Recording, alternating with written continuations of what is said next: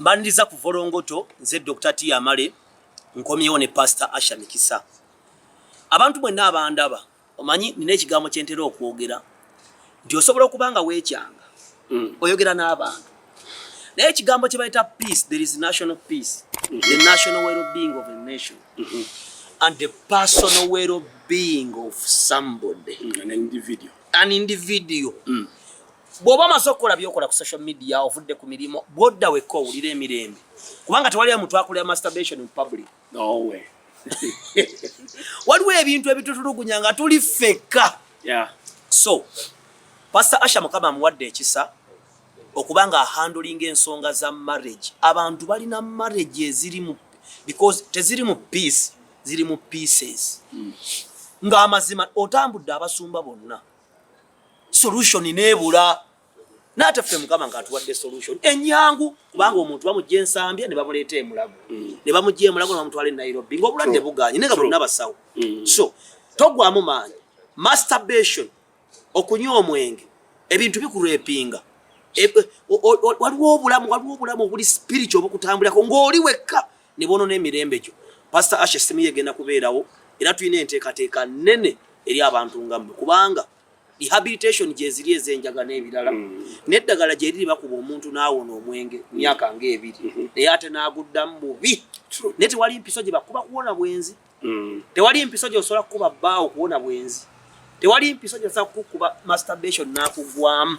Ebyo byebintu Katonda yekka by'asobola okukolako. Mukama atuwadde ekisa naye enamba ngenda gibawa era tugenda kuba tubanjulira enteekateeka mu maaso awo gye tugenda okukola ennene ennyo ku nsonga y'abantu ebintu ebitasobola kujjanjabwa walala specifically nga Katonda abiwadde voso ng'era olina okwekwata ennyo Volongoto n'otanyooma kubanga ekibi kiri kimu kunyooma ate okumanya kujjira abantu beweewuunya. Oyinza obutakusanga ku peegi ya kanisa nnene gy'omanyi n'obisanga ku Volongoto. Waliwo ensonga era lwaki peegi yange bagiyita Volongoto abagezigezi baleme jjijjako kuba Katonda bati aziba amaaso g'abantu baleme kubawonya. So Pastor Asha tukwaniriza tuba tuludde okulabako. Oh yeah. Voso eri etya? Voso is doing well. Mukama atuwadde amaanyi. We are continuing. We are strengthened. Yeah, the Lord is doing well. Omukyala n'abaana? Omukyala is doing great. The children are doing great. Ekisa kimala. Oli mufumbo? Yes, ndi mufumbo. Naye toyina mpita? Yeah, that's a very good discussion. Kubanga tulizogaana empeta bwemugamba mukola video egenda kuonoona sound nga teriiko. No, empeta weeri and very very important okuba nti tugisaamu ekitiibwa. Yeah, but zimanyi tuzamba nezonooneka then wetaaga okuba nga ofunayo endala ate nga bw'oyinza okugamba nti njagala nnyo eddiba ndiwa Manchester United ate ennaku zino tuli bulungi tujja kutereera. So waliwo kyoyuba weeyagaliza nga bw'onoogamba nti waliwo emmotoka gye njagala n'ogigumiikirizaamuko. So meanwhile of course eriya enooneka nembaako n'endala but waiting on to get another one that I really want. Especially from the land of Israel. Waliwo Omusumba Eyakuba Endiga emiggo giyise. It caused uproar on social media. 90% of the people were condemning him.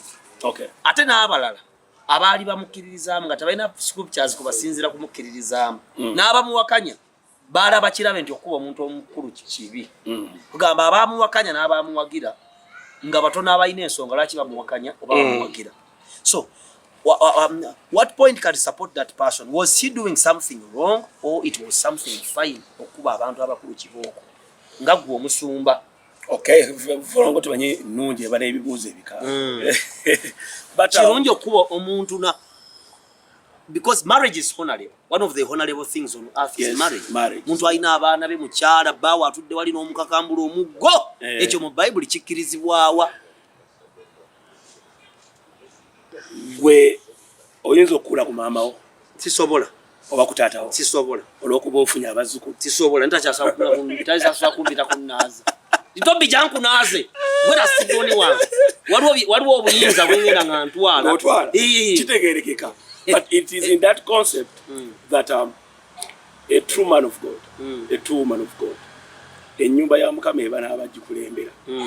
era tubayita aba spiritual fathers, spiritual mothers, baba nobo obuyinza. However, omanyi ekimu kye tulina mu ggwanga lyaffe Toby, is we are tudduka twanguwa mu kunenya.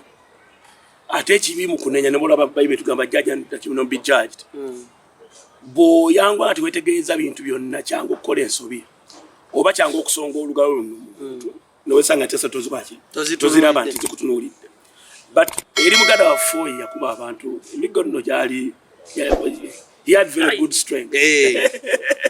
But just to make a comment that oluusi tuyinza okuba very slow kuba council can supporting ensonge in this angle. Tusooke tuyimire. Let us first stand on the notion that man was true to beat up the sheep. Okay. Manyi n'abantu ekintu kyendi kati abantu bajerega obulokozi olwokuba batuyita ndiga.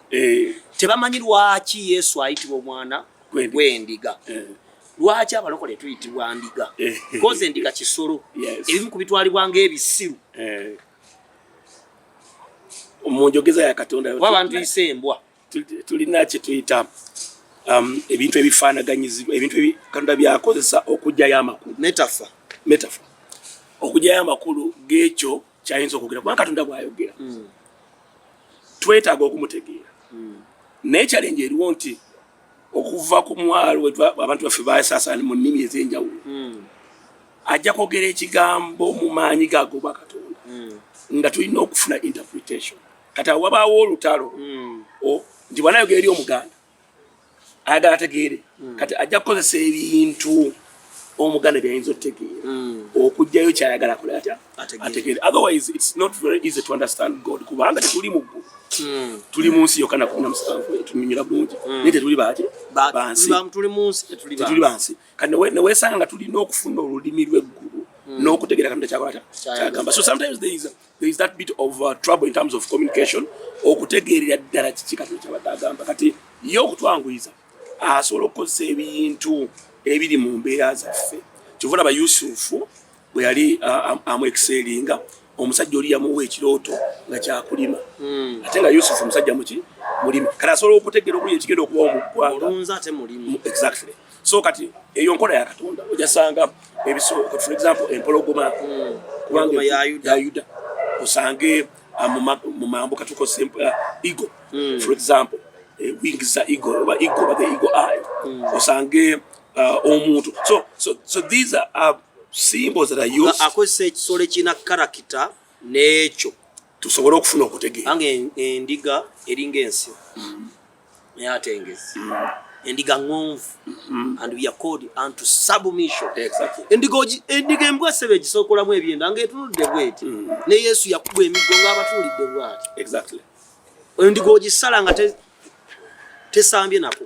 So omusajja tugambe nti yali mutuufu okukuba endiga. Kakati muzima nti omwami oyo ye musumba w'ekkanisa eyo musumba Sala ye musumba wa Vuuso.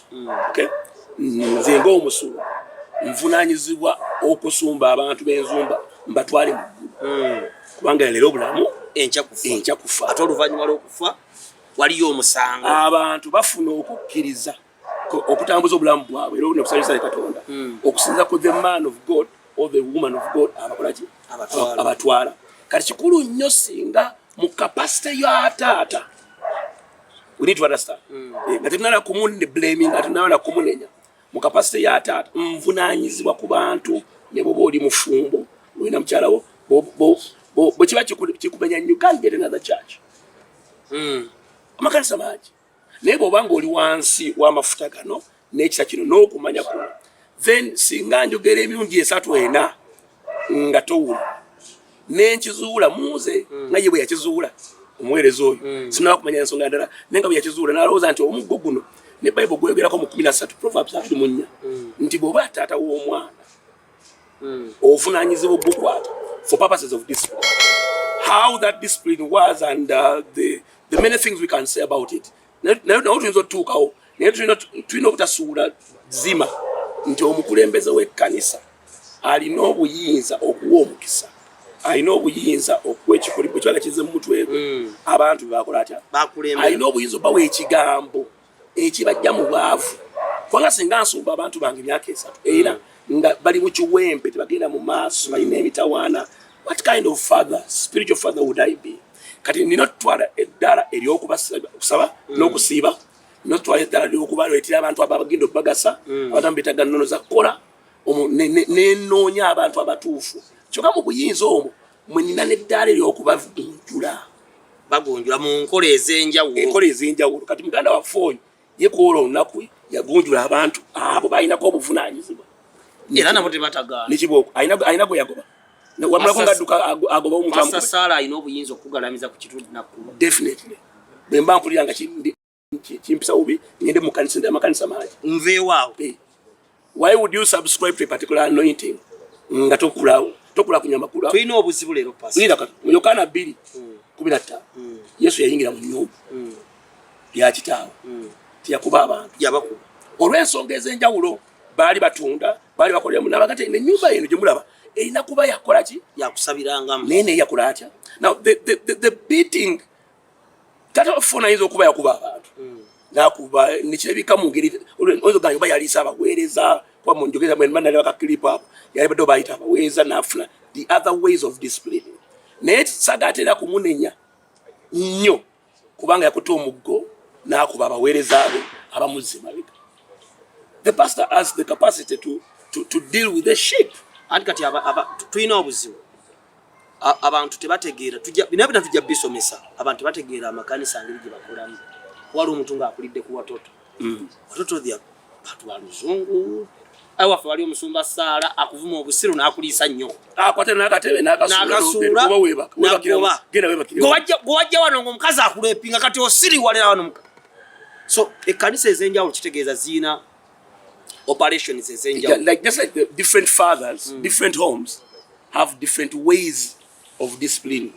Waliwo obuyinza okola taata w'omwana ng'akuba omwana naawe n'owulira emiki n'ogamba amukubye bubi ngeri ayinza okuba amukubye ati amukubye bubi. Naye bw'aba ye taata saalyagadde ate kujja kumuggyako buyinza bwe bwa taata nga munenyako ekyakoze atya. Kituufu singa clip eyo zinalaba nga taata waffe oyo adduka agoba abantu. Singa waliwo eyagaana naye njukira bagamba jangu in fact mu njogera ye n'abagamba bw'oba toyagala kukuba akazina tokakola ki tokakwatako enkiira kola otya. So if you don't want to be beaten because your husband, because your wife. Waliwo Tony waffe wa ku BBSA yagaa taata waabwe tiyabakubako omusu naye yabakola ebintu emmere bwerwawo nga banna muyingire twebake noweza saa 8 ate emmere ekanga efumbiddwe saa 2 ekozedde.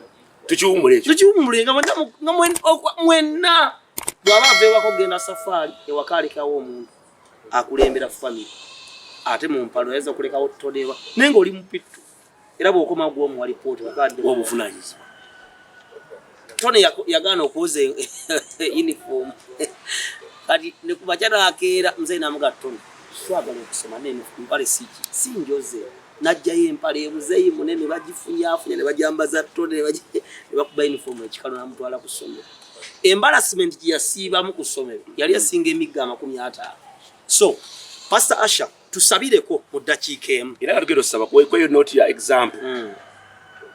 Kikulu therefore no taata w'amaka okufuna engeri agenda discipliningamu omwana mu ngeri egwana kubanga yali ayinza tugamba nti abasajja abo bawagidde kuwagiza obalabye kubanga tulinamu neyingiriza bannabbi b'obulimba nabo gye bali muntu n'akola ebintu bitategerekeka.